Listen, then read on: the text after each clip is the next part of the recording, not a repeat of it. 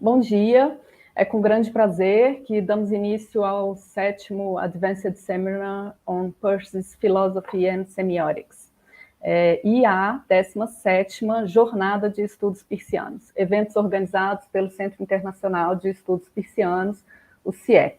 Desde 1997, há 24 anos, o Centro de Estudos Peirceanos, inicialmente conhecido como CEP, posteriormente CENEP, atualmente o CIEP, fundado pela professora Lúcia Santaella, realiza a jornada peirceana e desde 2002, há 19 anos, o CIEP realiza também o Advanced Seminar.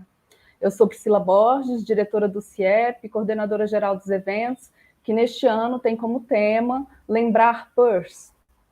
Nessa mesa de abertura, temos o prazer de assistir à palestra do professor Vincent Colapietro. Colapietro é professor emérito na Universidade da Pensilvânia, na Pennsylvania State University, e afiliado ao Center for the Humanities at the University of Rhode Island. Intitulada a sua palestra Catching Up, Going Beyond and Simply Going On, Reflections on Peirce's Example. A palestra será seguida por comentários do professor Ivo Ibre, professor titular da PUC São Paulo e também colaborador da Faculdade de São Bento, em São Paulo. Eu agradeço a todos pela presença, por terem disponibilizado um tempo para participar conosco desses eventos, e já aviso que a gente vai colocar no chat um link para atestar a presença nesses eventos, né, e para poder depois conseguir emitir os certificados para os participantes. Então, fiquem atentos aos comentários no chat, que a gente vai colocar o link lá para vocês atestarem a presença. Vocês podem mandar comentários e perguntas pelo chat, e ao final, depois da apresentação do Colapietro e dos comentários do professor Ivo Ibre, nós abriremos para as perguntas do público. Welcome, Colapietro and Ibre. Thank you for finding time to be here and share your ideas with us. Colapietro, the floor is yours. Thank you so much. Thank you for the invitation and for the introduction. I want to seize this occasion as an opportunity to reflect on what pragmatically it means to devote oneself to the study of Peirce. The pragmatic meaning of such intellectual devotion must be spelled out in terms of habits, primarily pedagogical, heuristic, and rhetorical habits. What Peirce stressed regarding science, the spirit is the most essential thing, needs also to be stressed now. As Emerson claimed, every text must be interpreted by the same spirit which gave it forth. This reflection is guided, then, by some of Peirce's most central doctrines, his twoism, his synechism, his pragmaticism, and his fallibilism, but especially by the spirit animating his articulation of those doctrines. So here is our paradoxical situation.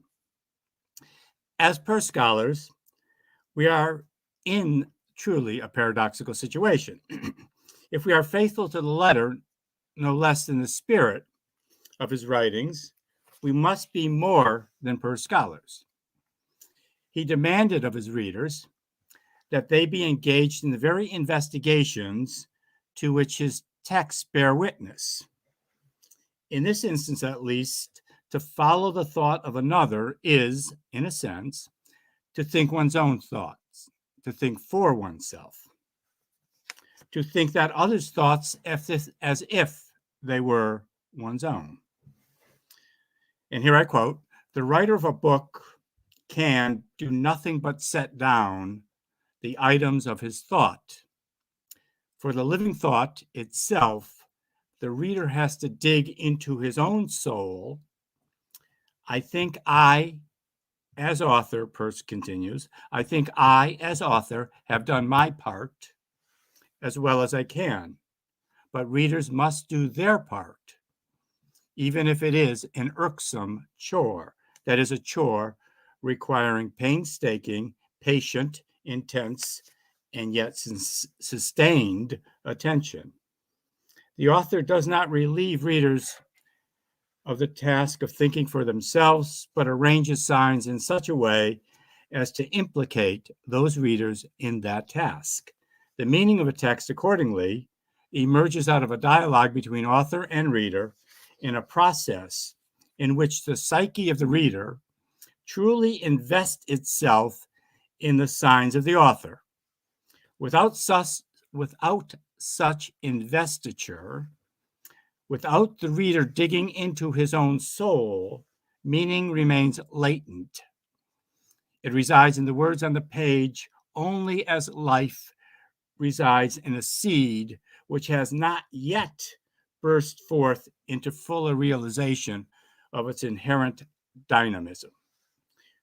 We cannot go beyond Peirce until we have caught up to him, but then we cannot catch up to him unless we strive to go beyond him. That's our paradoxical situation. And to go beyond him is to follow the trajectories of his own thought beyond where he ever traced them. We can parrot his words, yet fail to think his thoughts. We can comprehend his thoughts only if we think them as though they were our own. Of course, we can devote ourselves resolutely to his thoughts, yet fail to think exactly his thoughts. In such instances, we fail to attain a sufficiently interior understanding of the words of another. In these cases, we avoid being parrots by becoming ventriloquists, putting our words into the mouth of the other. Thinking the other's thoughts on our own is indeed a delicate, difficult art. As a model, I offer the example of Isabel Stenger's monumental achievement, Thinking with Whitehead. To read an author such as Peirce, we must also think with him. We must trace out the implications of his suggestions. Even more basically, we must insert ourselves into the movement of his thought as though it were our own unfolding thought. Peirce emphatically informs us of this expectation. This is what he desires of us.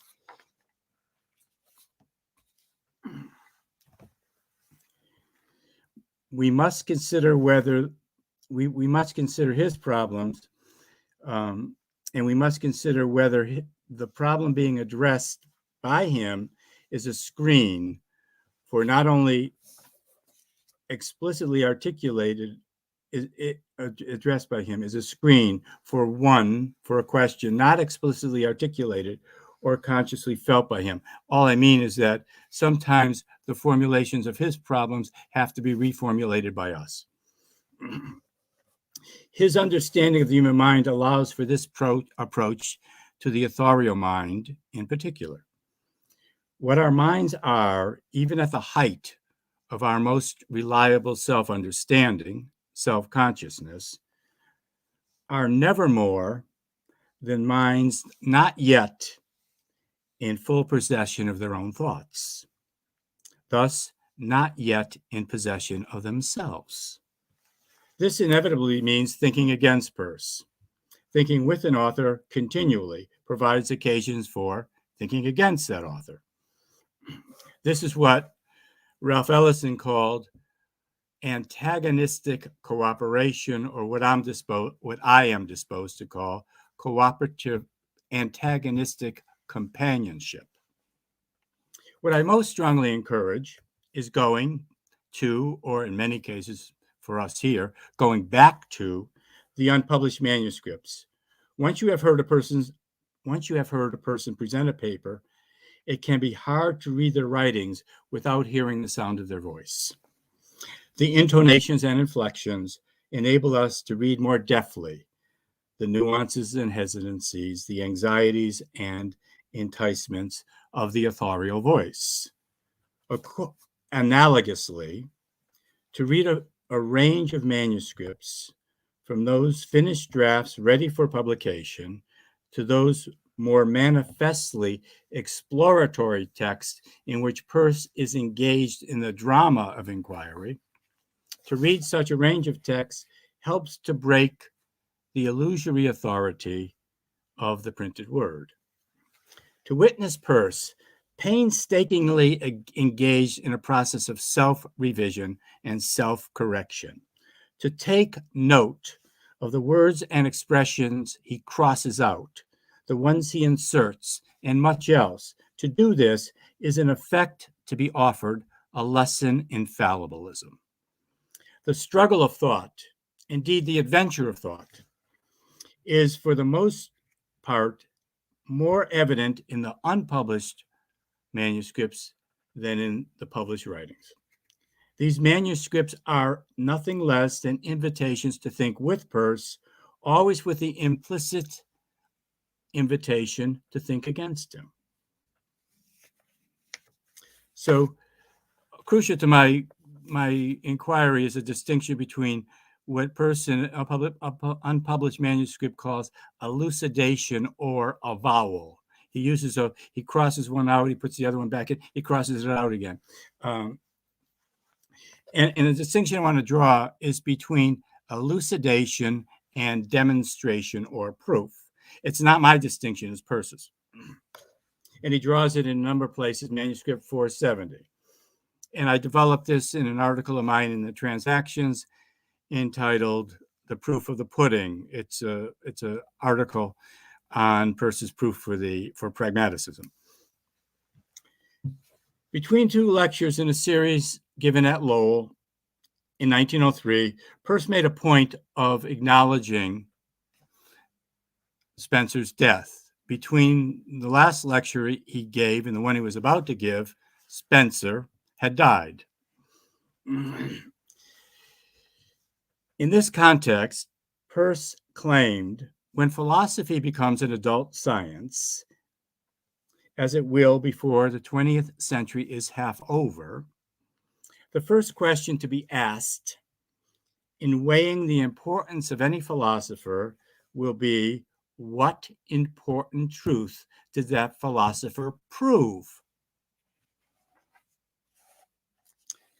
Now, I don't think Peirce has it exactly right here, and this we might quarrel about. He himself says, proof, however, does not consist in giving superfluous reasons for something to establish something nobody ever actually doubted or nobody ever will doubt. Proof, much rather, is an attempt to dispel genuine, not just simply paper doubt. In a purely formal sense, we might take proof to be the valid derivation of a proposition from one or more other propositions, in a purely formal sense. This is, however, not the sense in which Peirce desired to prove anything. His understanding of proof was much more pragmaticist, and it was based upon a sensitivity to flesh and blood inquirers engaged in doubt, real live doubt. James, his good friend, wrote in a letter, not having anything directly to do with Peirce, we must ultimately fall back on our own divination of truth. It is a chronic humbug, especially in philosophy, to try to prove everything. Think about it. To prove the existence of the world, to prove that other beings than myself have a mind. Philosophy makes itself look ridiculous when it tries to prove these things. In his Varieties of Religious Experience, James recounts a tale. There was this American transcendentalist, Margaret Fuller, who used to go around saying enthusiastically, I accept the universe. And Thomas Carlyle heard about this, and she said, my God, she had better, However, acceptance, avowal, acknowledgement might not be as easy as Carlyle's sardonic response or remark suggest? Is the acceptance of the universe as easy a task and secure an achievement as Carlyle's remark implies? There is, after all, what James Baldwin, the African-American writer, called the difficulty of reality. Are we as inquirers animated by a keen enough sense of the invincible difficulty of experiential reality? Reality as encountered in experience, as always in some measure overwhelming our understanding, and as more fully discoverable only by recourse to experience itself. So here's a pragmatic upshot. Let me cut to not the chase, but to the capture. What does the life of Peirce exemplify? First and foremost, of course, his life was one of discovery, devoted to discovery, to finding things out, to penetrating into the reason of things. There is not only pathos, but also accuracy in Isabel Stern's observation. Peirce's philosophy is above all, and here I am quoting her, a philosophy of the incomplete, of growth, of development. While it might be more incomplete than either Peirce or we would like, on its own terms, we can expect from it no final revelation, no closed system. He could not have been more emphatic about this implication of his own thought. The greatness of his accomplishment, however fragmentary, and here I continue quoting Stern, the greatness of his accomplishments lies in the fact that it illuminates the ground in our experience of our rational questioning. His project illuminates the ground in our experience for our rational questioning. The experiential ground of our incessant interrogation of the phenomena with which we are confronted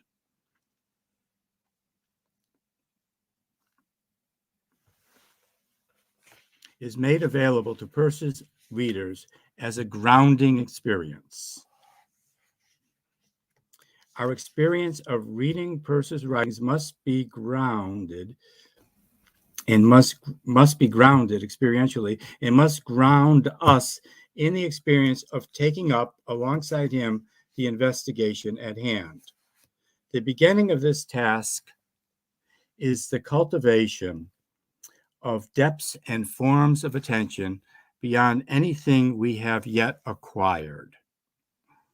In a word, the beginning of this task is phenomenology. The culmination of this task is the guiding appreciation that our fullest accomplishments are partial, perspectival, and corrigible. This demands of us humility and the courage to acknowledge, avow, the invincibly incomplete nature of even our most fully realized achievements. As Peirce writes, approximation is the fabric out of which our philosophies are woven. We can either imagine we have attained a greater finality than is possible, or we can acknowledge, we can avow the actual character of even our fullest attainments. Such humble acknowledgement is not an isolated act. It is rather among countless episodes in an ongoing process. Insofar as the growth of knowledge is a personal task and passionate quest, it entails inquirers to realize the extent to which the growth of knowledge is tied to acknowledgement. And here I'm really stealing from Wittgenstein's uncertainty. All of our knowledge is ultimately rooted in acknowledgement, so Wittgenstein suggests. Peirce's life, as I read it, was one of devotion, humility, courage, perseverance, imagination, minute attention, and synoptic appreciation, and much more. These are heuristic virtues, inclusive of, but not limited to, what Rorty identifies as the Socratic virtues. Above all, the willingness to listen to the other as other. Like Plato, Peirce saw more deeply into the nature of things than he did into the nature of his own philosophy. It was no less characteristic of him than his predecessor to misunderstand the nature of his own undertaking. On his radically fallibilistic account of the human mind, this is true not only of certain philosophers, Plato and Peirce, but also virtually every human being in every engagement of their lives. His fondness for the line from Emerson's poem, The Phoenix, of thine eye, I am I beam. The eye doesn't see the beam by which it sees. Of thine eye, I am I beam. His fondness for this line reflects his appreciation of the extent to which we are not aware of ourselves, and we are even inclined to misunderstand and misrepresent our own understanding. His logica docens, the logic he formally articulated, disposed him to foreground proof, while his logica utens, the one he actually used for the most part, reveals a preoccupation with elucidation, avowal, or acknowledgement as much as it does a concern for proof. For me, at least, the question does not concern going beyond Peirce or even going forward, making progress. I would never rule out the possibility of making progress, of going forward. But I tend simply to focus on going on. Here again, the influence of Wittgenstein will be apparent to some of you. Going on, of course, in a responsible yet innovative way. With such an endeavor will encompass, in the words of Deleuze and Guattari, as appropriated by Stengers, such an endeavor will encompass the wild and free creation of concepts. If this is, as Stengers suggests, true of thinking with Whitehead, it is at least equally true of thinking with Peirce. But such an endeavor will be free in the sense of being self-directed, self-controlled, insofar as this is possible. It will be also wild in the sense that no matter how deep and wide is the measure of our control over our own processes of understanding, of the growth of our own knowledge, no matter how deep and wide is our intellectual self-control, signs possess a life of their own, and that life is nowhere more manifest in their power to burst the bounds in which we have circumscribed them. Thus, the otherness of reality calls for a poetics of query. In practical, especially pedagogical and personal terms, we ought to read Peirce's suggestion to James in a letter as very sage advice. And Peirce in that letter wrote, "There is nothing more wholesome, more healthy, more uplifting. There is nothing more wholesome for us than to find problems that quite transcend our powers. And I must say that doing so gives us a delicious sense of being cradled in the waters of the deep. When this is coupled with aligning ourselves to a thinker who quite transcends our powers as well, we might understandably feel overwhelmed, utterly overwhelmed. But a deep confidence in the intelligibility of whatever we encounter and experience, despite its irreducible secondness, also an abiding trust in ourselves, can make of such a situation an adventure. The figure in his country who exerted such a profound influence over Peirce, James, and all of the others of that generation, Emerson, wrote in his journals, "Man thinks he can know this or that by words or writing. It can only be known or done organically." I hear that as experientially. It has to be lived in order to be known. The knower must plunge himself into the universe and live in its forms, sink or rise, sink or swim. No other work can frame the knower than this. To read Peirce is to be invited to plunge ourselves experientially into the universe, to live in its forms, not ours, to live in its forms, sinking and then rising to the surface to catch our breath, only to be drawn under by the force of a reality greater than ourselves. Conclusion. To alter the metaphor, the oceanic metaphor. I live right next to the ocean.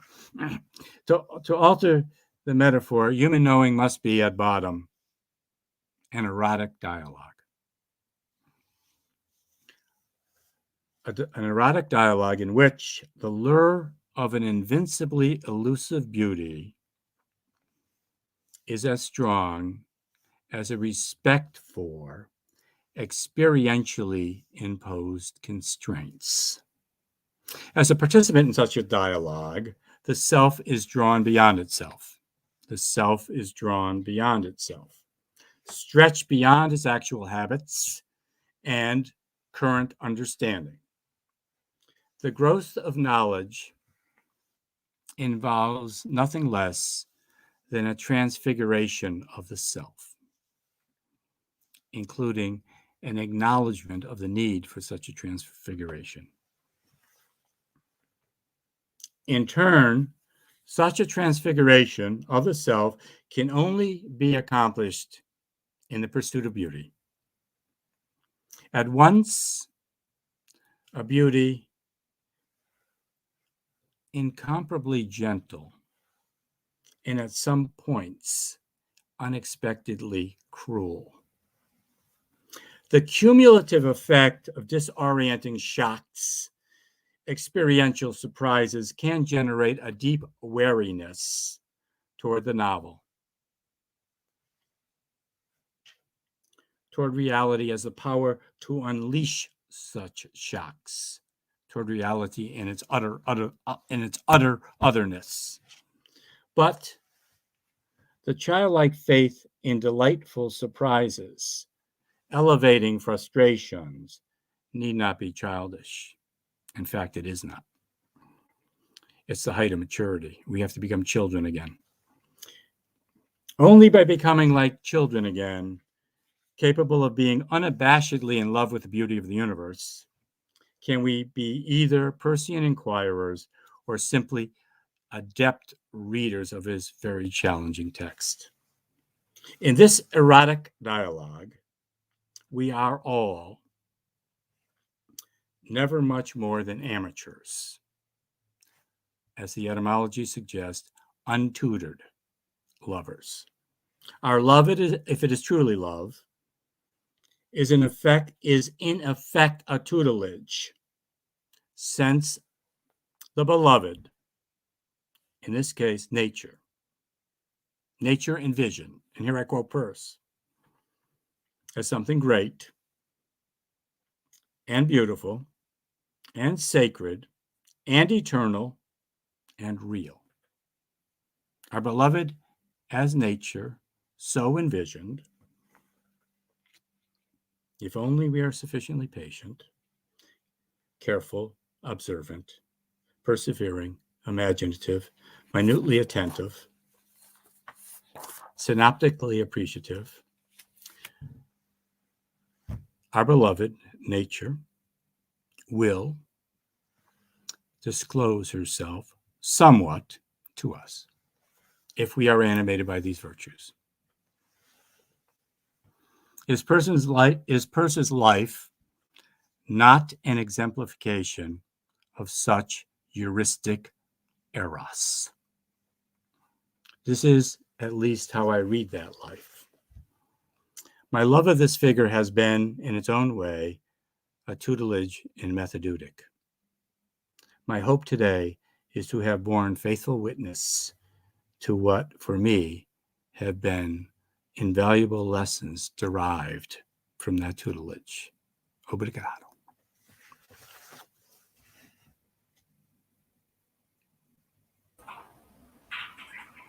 Obrigada, Vincent. It's a pleasure always to hear you. And now Ivo is going to make his comments before we open to the questions.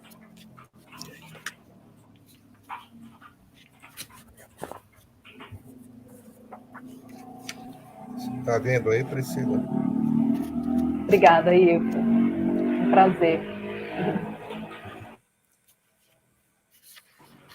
Muito obrigado pelo convite. Eu vou apresentar alguns slides. Eu não sei se está em tela. Eu gostaria que confirmasse, por favor.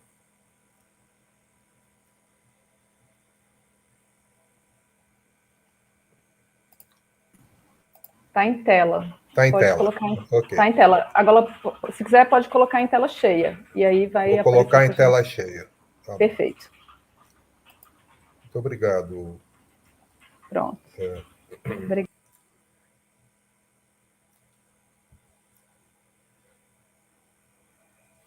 Eu vou apresentar em inglês alguns comentários ao trabalho do professor Vincent, e eu coloquei em forma de alguns slides para tornar o acompanhamento mais claro. Então, commentaries on Vincent Colapietro's paper, Catching Up, Going Beyond, and Simply Going On, Reflections on Peirce's Example. Well, good morning, everyone.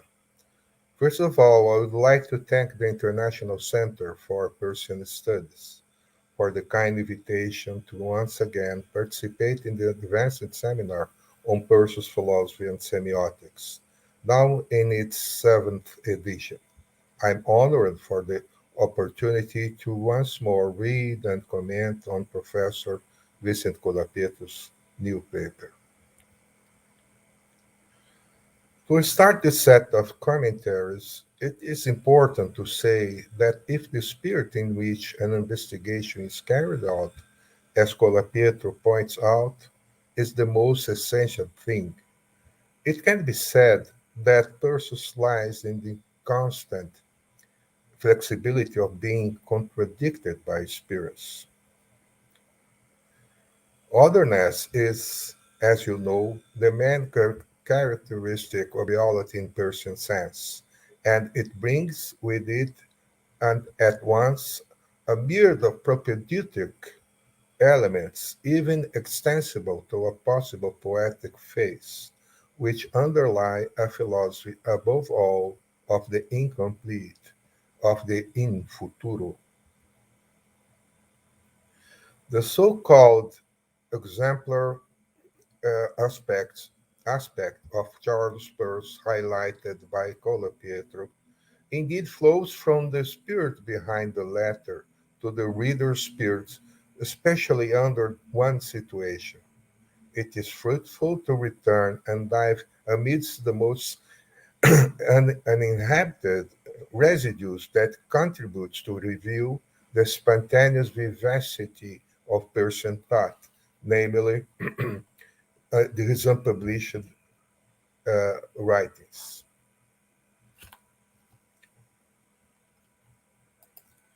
However, it is worth mentioning that, despite the importance of contact with his manuscript, one should not expect to find a new author in those unpublished documents. In my opinion, there are not two Peirces, but only one Peirce in progress, perfecting concepts and vocabulary. In those writings, which during the winter of 1985 I glimpsed for the first time at the Houghton Library at Harvard University, Peirce's brutal process of self-correction and self-revision become even more crystal clear, bringing up two calls to his readers. The first one, to join him in a communal pursuit towards an inevitable series of attempts in order to assist the growth of knowledge more than providing proofs, whilst, second, the love of query is embraced by some kind of Rilkean call, go to yourself in the dead of night, where Peirce's words are inherently the generative and final come to life in the reader's soul, just as Colapietro provokes us. From my perspective, the call to think with him as well as against him as co-inquirers should be capable of leading us under the radar of Peirce's objective idealism. Retrospectively and congenitally speaking, to the understanding of the absence of strangeness between ego and non-ego, or mind and reality, or between man and nature, found in what may be called connaturality, also implying that while it can be said, in a sense, we are of the universe, solved by the originary cosmic connaturality. On the other hand, there is a sense that shows that the universe is not ours, as there is no learning other than by the stone, as João Cabral de Melo Neto says in the poem A Educação pela Pedra, Education Through Stone. The tendential agapic acceptance of a final interpreted in futuro truly carries out the work of discovery in the manner of the experimentalist. The touchstone bows to exalt Peirce's scientific facet, understood here in the sense of the search for proof, and to recognize the impossibility of a final interpretant instantly harvested from the dynamic object, thus presupposing fallibilism, which, of course, is not skeptical, but pragmaticist is the same, is realism of objective idealist nature. By the way, Peirce's realistic idealism, faithful to a non-anthropocentric vision and influenced especially by Schelling, shares a cosmically spread conception of freedom, revealing an equalization of logical rights between man and nature. Despite the few mentions found in Peirce's text, it is in the fact that he is a Schellingian of some stripe that the roots of his conception of matter as an effete mind with inveterate habits are given, letting us see that Schelling's spirit emerged in Peirce's indeterminist quasi-sinal cosmogenesis. This essential idea influences the heuristic tendency of his entire philosophy, given that the unity of the quality of feeling, in addition to its dense poetic charge, poetics that I have extensively worked in many essays, among them reflections on the poetic ground in Peirce's philosophies, is axial to the point of greatest originality of person thought, namely his theory of abduction. Peirce's phenomenology, in turn, holds within itself a fertile antidote against a reduction of, one might say, spiritual depth to a merely taxonomical perspective that, not questioned in its relevance if isolated, poses the risk of not doing justice to the heuristic diagrammatic aspect of the seeds provided by this conjectural science of appearance, which strengthens the refusal to an abstract exercise of rationality and as it underpins his realism of categorical symmetry. Mathematically sharply, to look and see a necessary disposition for immersion and apprehension of the ways of being of experience, I therefore humbly open myself to the courageous misfortune of being thwarted by experience. Once my finitude along with my fallibility is recognized, enabling the act of reasoning as observing the movement of signs and assessing whether we are being led astray by their movements and yet to be traced trajectories, as Colapietro points out. By means of such acceptance of the universe seems to be possible to cultivate self-critical communities of open-ended inquiry, both scientifically attentive to unspoken betrayed beliefs that philosophers do not parade, and poetically, but also epistemologically aware of, as I have been calling, namely things and of other seeds to come left by Peirce.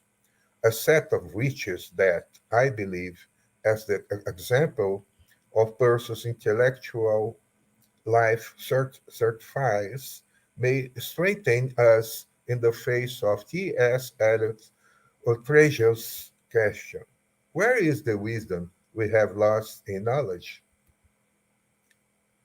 I tend to understand the key element for Colapietro's going on as a const- constant philosophical surrender to the ultimate criterion of realitas, otherness. To constrain my representation in a brute way is a scientific pedagogy taught by the universe that gives us the last word, teaching me, pragmatically speaking, to recognize rather than to demonstrate, to witness, to look and see, willing to break habits rather than to conclude.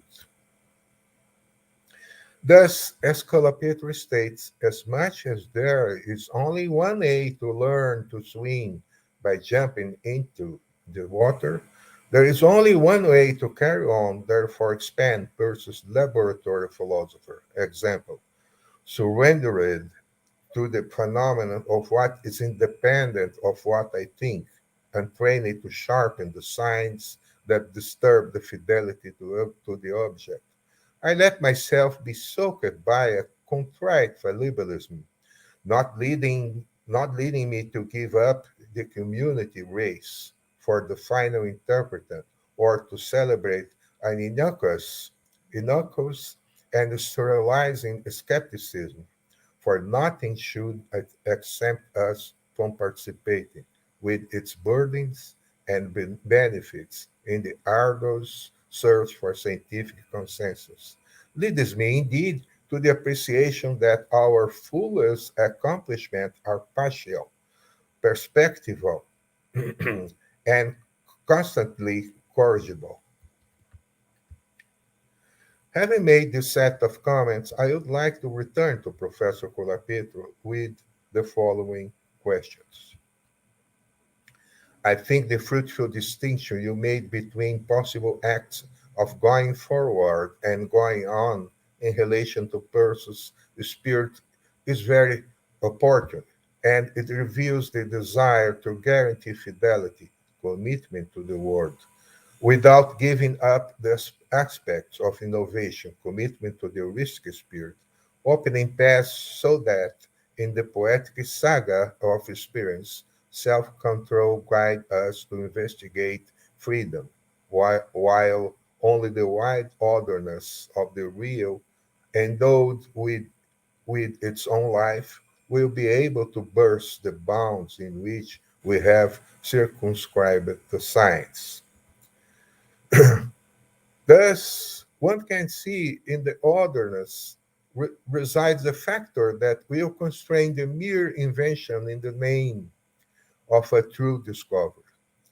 Having said that, could we assume that between the free creation of concepts and the heuristic power of abduction lies the borderline between Peirce's realism and a series of nominalistic philosophical approaches, where we may find in some contemporary philosophies, which are mainly exclusively centered in human reality, and which, on behalf of usually seductive humanism, keep in itself an unsaid kind of strangeness between man and nature as a sign of an unsurpassed Cartesian dualism. The second question is, on the other hand, I also would like to ask Professor Colapietro if he would agree that more than a method of inquiry, the logic of abduction will imply in its ground a more general philosophical attitude. Namely, it would stimulate a habit for conjecturing and to consider the final voice of otherness to constitute the judgment we daily make before life. If so, wouldn't such method extend its logic phase to an ethical one as well? Once again, I congratulate Professor Vincent Colapietro for his so interesting and inspiring paper, and I thank the organizer for this conference for the opportunity to read and comment it. Thank you.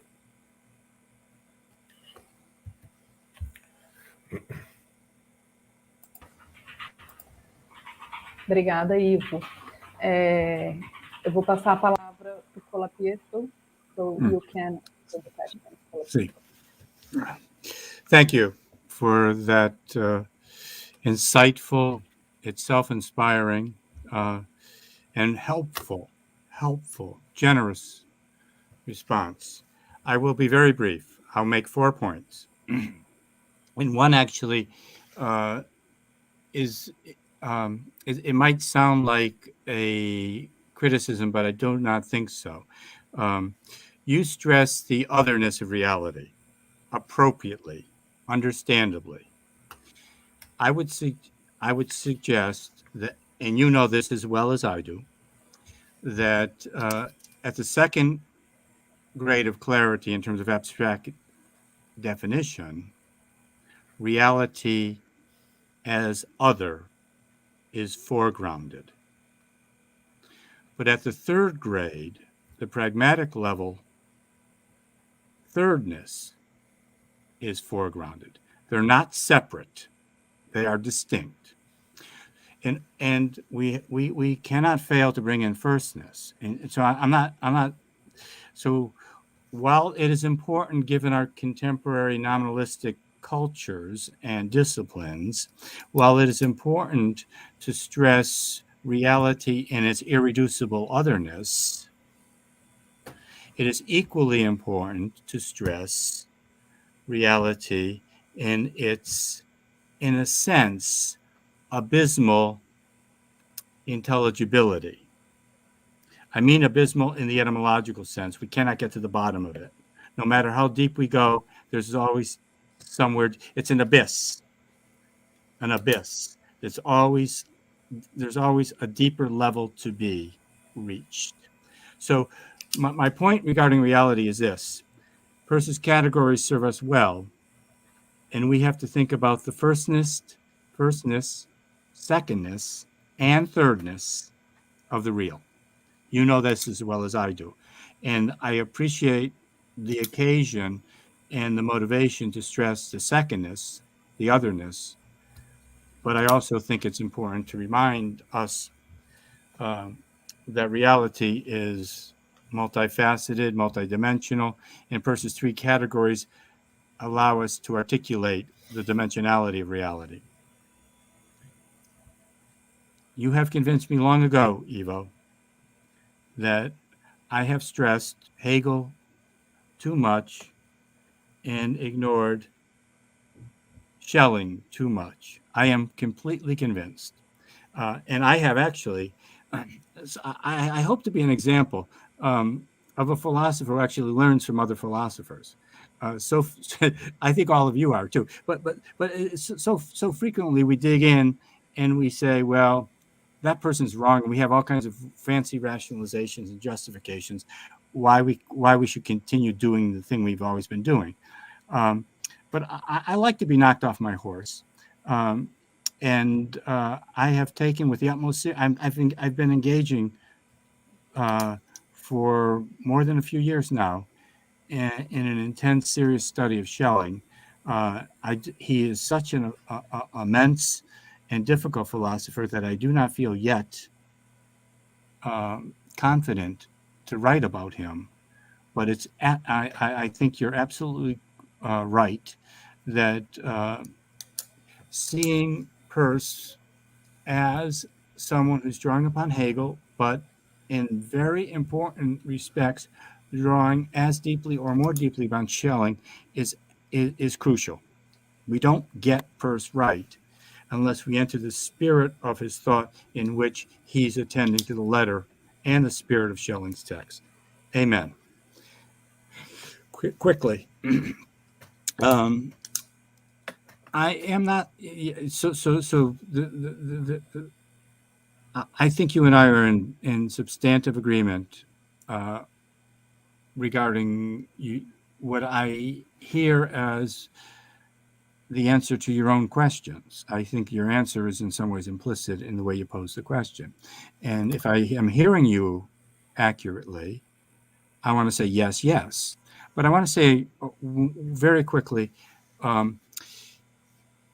can the commitment to the free and wild creation of concepts be simply an exercise in nominalism? Yes. Is it likely to be an exercise in nominalism, given the climate, given the fashions, given the culture? Yes. However, I do not think that it is inherently such. And Peirce, he quotes the line from the British poet Tennyson, and where he talks about wild dreams being the prelude of scientific discovery. And it seems to me that the spirit of innovation that is evident in Deleuze and inflected by too much nominalism, nonetheless, he's especially as interpreted by Stengers, is suggestive. So yes, the free and wild creation of concepts can be a nominalistic exercise. I do not think it must be. We can perhaps tear it apart from that. I love your point. What I take regarding method versus attitude. I think there are a number of words, however. I think attitude is a very good word. I have a piece that I rather like that I don't think anybody has ever read. It's called The Tyranny of Method. And I want to say that philosophy has been tyrannized by an ideal of method. If we can only inaugurate a methodological revolution, then we will be on a secure path to discovery. Descartes tried to do it with his method of doubt. Husserl tried to do it with his phenomenological method. Peirce, in a way, to some extent, looks like he tried to do it with pragmatism. But I think that is inaccurate in the case of Peirce. there's something deeper than method. And this might just be personal idiosyncrasy, temperament, sensibility, attitude.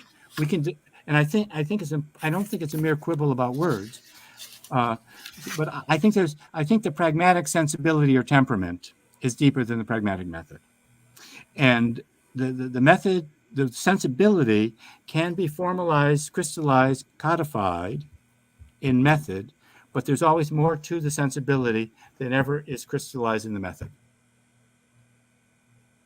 So I take that to be your position, and if it is, it's my position too.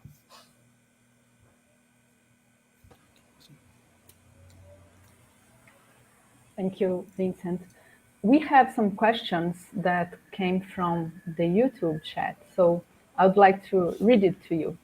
The first one from Fernando Andach. Vincent, you made an intriguing and fascinating point in your fine lecture. Peirce, you said, dedicated more energy to his logical utens than to the logical doctrines. For most people, I would say it is the other way around. Peirce, as a philosopher, metaphysician, semiotician, appears to embody logical doctrines. Could you please elaborate on this? Thank you, Fernando, for the question. Yeah, I think it's a great question. I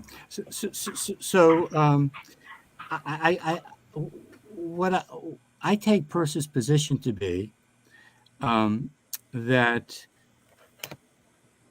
our formal, explicit, doctrinal logic, and it goes to my answer to the Evo's second question. Our formal, explicit, doctrinal logic never captures our working logic.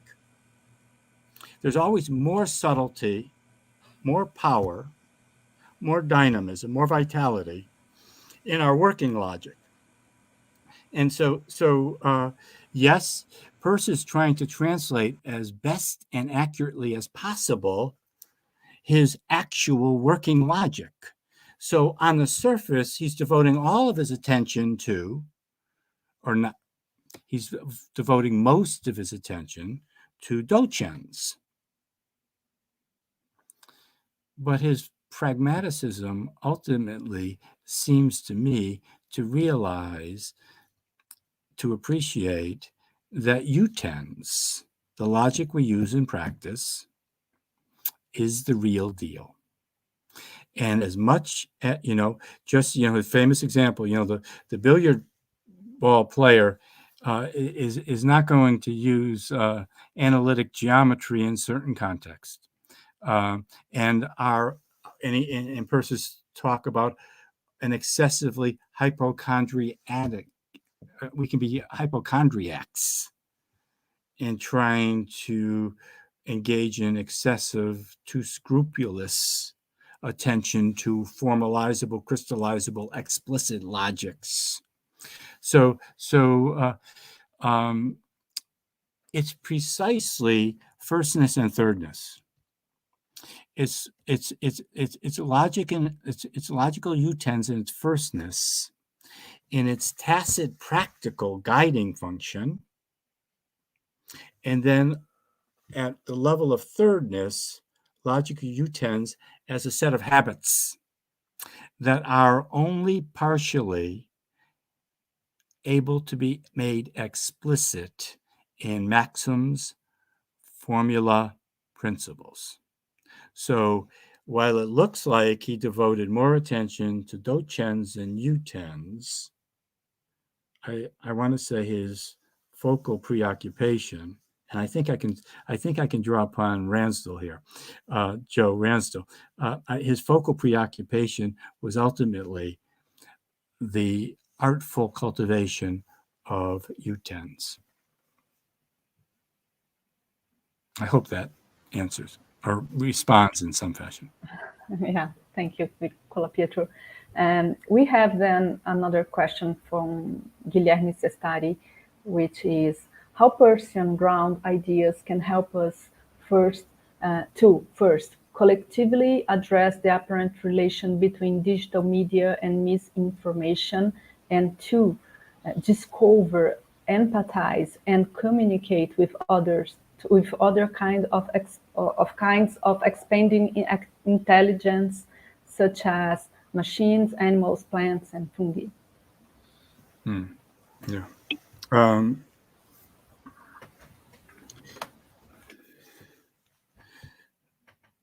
So the part of the first question would try to in a time, in an age equipped with technologies that were unknown to Peirce. So part of it then would be to articulate for us what are the practical implications of contrite fallibilism. And most people who engage in dialogue are only superficially engaging in dialogue because many people, I don't know about most, what they're doing is they're essentially waiting for the other person to stop talking so they can say what the hell they were going to say anyways. The contrite fallibilism means cultivating the capacity for a very deep kind of listening. And it's really a spiritual discipline in some sense. We have to cultivate the capacity to hear the other as other. And however frequently we say those words, the difficulty of that task cannot be underestimated. And it goes to not according the other full or even weighty reality. When I dismiss the words of the others, the feelings of the others, there's a way in which I am not sufficiently avowing or acknowledging the reality of the other. So I think it's not. I think the technological and the spiritual have to be tied together, and that that there's no technological solution. There's only a moral, spiritual, and to some slight extent political solution to the question. So that's the way I would begin, and only begin, to answer the first question. Would you please remind me of the second question? Okay, great. There are really exciting developments in semiotics in some areas, and one of those areas is anthropology,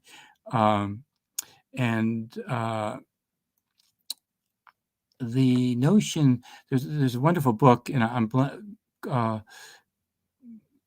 Khan is the author's last name. I'm blanking on the first name. How Forests Think. He draws heavily upon Peirce. He gets some things wrong, but for the most part, he gets it right. And it seems to me that, and this goes to Ivo's point, there's a sense in which Peirce was anthropomorphic, a sense, but he was decidedly not anthropocentric. He was cosmocentric. Peirce was cosmocentric. We have to center ourselves outside of ourselves upon the beauty of the cosmos. And that and our estrangement from nature is so deep and habitual that we are not attuned to life. And remember that in the lectures on pragmatism, Peirce says that, there's a way in which I don't know what pragmatism means, but for my purpose, I'm oftentimes disposed. I'm paraphrasing. I'm oftentimes disposed, and here I'm quoting, or very close to quoting, an instinctive attraction for living facts. Pragmatism is that, right?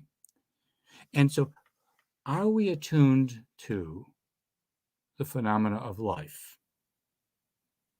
So much, and these are words drawn from Erich Fromm and they're highlighted by Paulo Freire in Pedagogy of the Oppressed, the difference between biophilia and the love of death.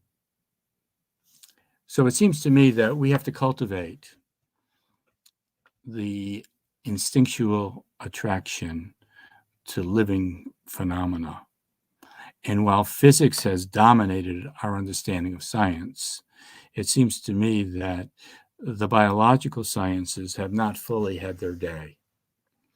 And Peirce was, like Aristotle, a thinker for whom biology was in some ways more central than other sciences.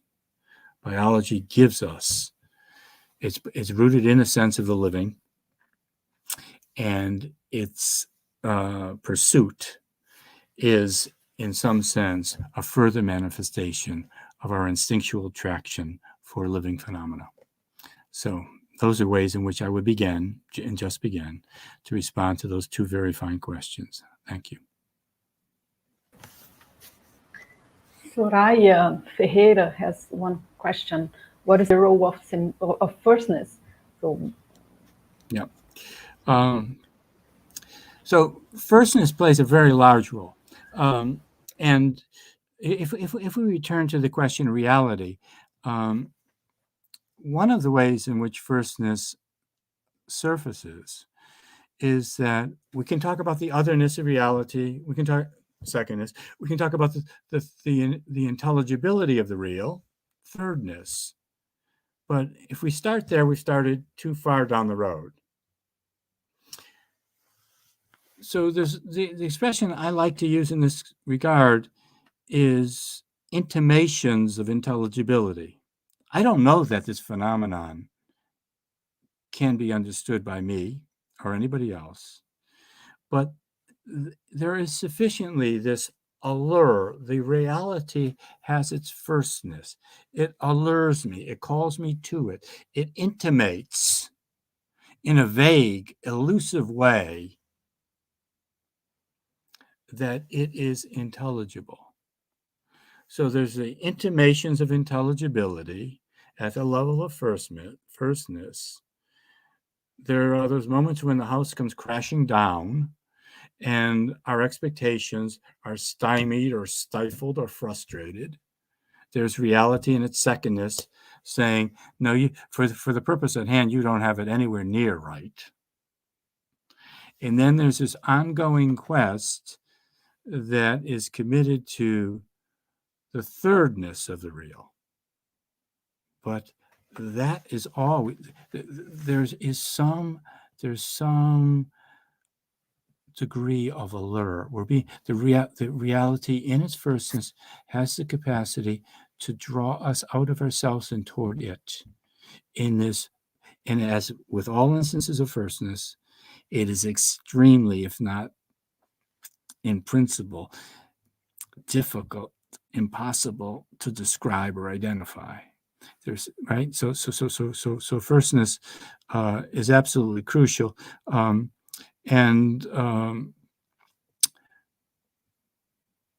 if and I'll make one other point.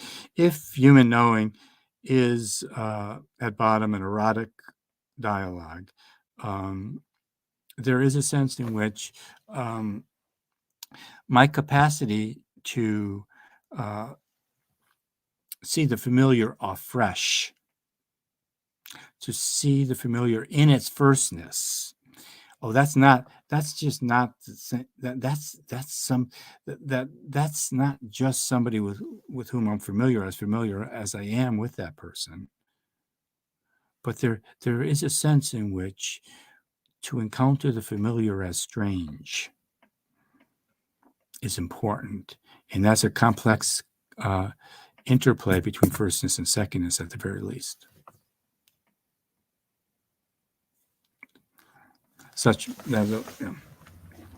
Okay, we don't have other questions from the chat, the YouTube chat, but I would like to add one question. So probably the final one. And I think in your text you mentioned a genuine inquiry, a genuine doubt, and other virtues of the inquirer. But in addition to the individual virtues, I think that also the community has some role in this process of investigation. Then what is the community role in this process? Are there virtues of the community of inquirers that are needed to and might be considered for investigation or for this going on investigation? Right. Thank you so much. Yeah. So that is really crucial, and I am sorry. You know, one cannot say this. I don't mean to sound defensive. One cannot say everything all at once. But the communal dimension is absolutely central. So it's how I always, in conjunction to or mindful of others, go forward, right? So there's no I without thou. And if you and I are conjoined in the quite apart from our voluntary association, in a deeper way, in some sense, in terms of the complex historical inheritances which entangle our lives, right? No one of us makes a step without the aid, implicit, largely unacknowledged, without the aid of others. So how to think the personal and the communal, because it seems to me that the thing that Elaine Scarry and Isabel Stengers and others and Poulet are getting at is how the personal and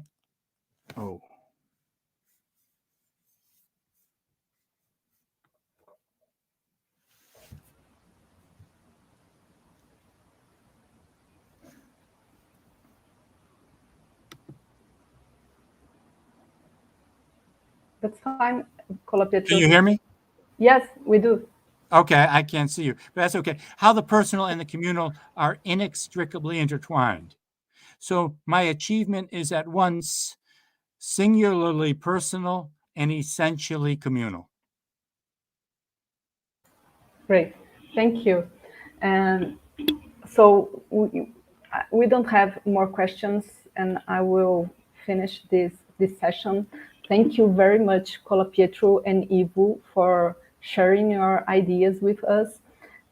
Eu gostaria de agradecer especialmente Luiz Felipe, que hoje tornou possível essa transmissão, e também aos organizadores, né, a comissão organizadora do evento, composta pelo professor Vincent Colapietro, Lúcia Santaella, Juliana Franco, Renan Baggio e o Tarcísio Cardoso, sem os quais nós não teríamos feito esse evento, é uma comunidade científica.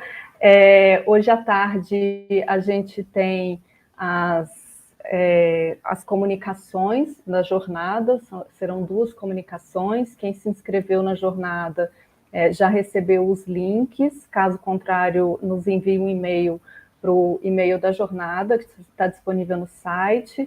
E amanhã eu convido a todos para assistir a nossa segunda conferência do Advanced Seminar com o professor Francesco Bellucci, da Itália, da Universidade de Bolonha. Ele vai apresentar uma palestra intitulada Peirce on Symbols, seguida de comentários do professor Vincent Colapietro.